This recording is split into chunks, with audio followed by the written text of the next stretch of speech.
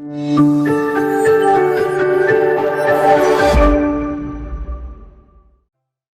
semuanya, kembali lagi di series podcast Get to Know 5 Competition episode keempat sama aku Yuli.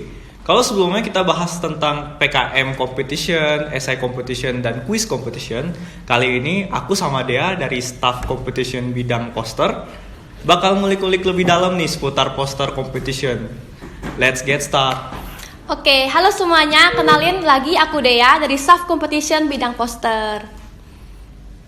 Boleh dijelasin secara singkat nggak sih poster competition itu sebenarnya apa?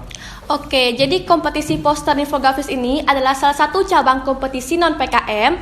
Nah, di mana para peserta itu bebas mengekspresikan ide dan gagasannya mengenai tema yang telah ditentukan. Nah, keterampilan yang dinilai dalam poster kompetisi infografis ini antara lain analisis informasi, kemampuan desain grafis, dan storytelling, sehingga menghasilkan karya poster infografis yang komunikatif dan informatif. Sebelum itu, kira-kira ada syarat khusus nggak sih buat ikut lomba poster? Nah, untuk syarat khususnya ada beberapa. Yang pertama itu posternya itu harus bersifat orisinil, jadi merupakan hasil karya sendiri. Nah, yang kedua itu tidak mengandung unsur plagiarisme. Nah, lalu posternya itu belum pernah memenangkan lomba dan juga belum pernah dipublikasikan di platform manapun. Nah, lalu isi poster ini harus mengikuti tema yang telah ditentukan karena kesesuaian tema ini merupakan bagian dari penilaian poster. Nah, dan yang terakhir, karya poster dilarang mengandung unsur sara dan pornografi yang provokatif. Nah, untuk teknik pembuatan poster sendiri, poster dimuat dalam bentuk digital, bisa menggunakan platform Adobe Photoshop, Adobe Illustrator, dan sebagainya. Nah, bentuk sketsa poster ini ukurannya itu kanvas A3. Nah, poster dimuat dalam format portrait bukan landscape. Nah, lalu poster ini berwarna penuh tanpa garis tepi. Tetapi apabila ada pengecualian, garis tepi ini diperbolehkan karena jika garis tepi ini merupakan bagian dari desain poster. Nah, poster yang dikumpulkan ini menggunakan format JPG dengan resolusi minimal 330 ppi.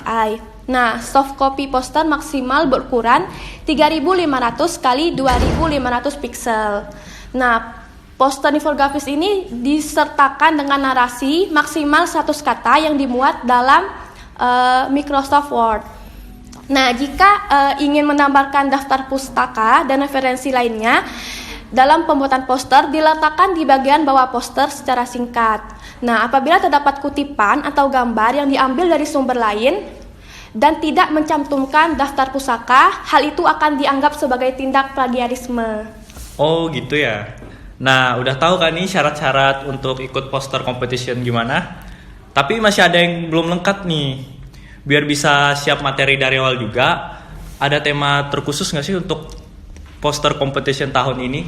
Oke, untuk tema poster SRD tahun ini, kita mengangkat tema The Role of Youth Creativity in Indonesian Local Culture dengan 5 ruang lingkup. Nah, yang pertama itu ada Culture and Creativity are Powerful Asset for Local Economy. Yang kedua ada The Potential of Culture and Creativity Economy in Small or Medium Enterprise. Nah, yang ketiga ada Citizen Plan to Innovate Economy Through Local Culture. Nah, yang keempat ada Cultural and Creativity Industries Promotion Strategy through digitalization. Nah, yang terakhir, ruang lingkup kita ada Creative Economy, Cultural Sector, and Indonesia Development. Kemudian kira-kira sistematika lombanya nanti gimana sih, kalau boleh tahu? Oke, jadi panitia poster itu akan membuat link untuk pengumpulan poster. Nah, jadi file dan poster tersebut akan dikirimkan melalui link ini. Nah, tidak ada tahap wawancara dengan juri dan presentasi oleh peserta. Jadi penilaiannya itu dilakukan secara asinkronus oleh juri. Nah, untuk juara 1, juara 2, dan juara 3 akan ditentukan berdasarkan penilaian juri dengan akumulasi poin terbanyak. Wah, menarik banget ya. Kira-kira ada nggak sih yang perlu dipersiapin dari sekarang? Dan kira-kira nanti apa aja nih yang bakal dinilai oleh juri? Oke, untuk penilaian itu poin fullnya 100 ya. Yang pertama itu ada konten poster dengan persentase 25%. Nah, jadi konten dalam poster ini memenuhi 3 syarat, yaitu komunikatif, edukatif, dan informatif. Lalu ada komposisi layout dengan persentase 15%. Nah, komposisi yang dinilai dalam poster berupa tata letak, desain ilustrasi, dan komposisi warna. Lalu ada kesesuaian dengan tema dengan persentase 15%. Nah, jadi isi poster itu harus sesuai banget nih teman-teman dengan tema SRD tahun ini.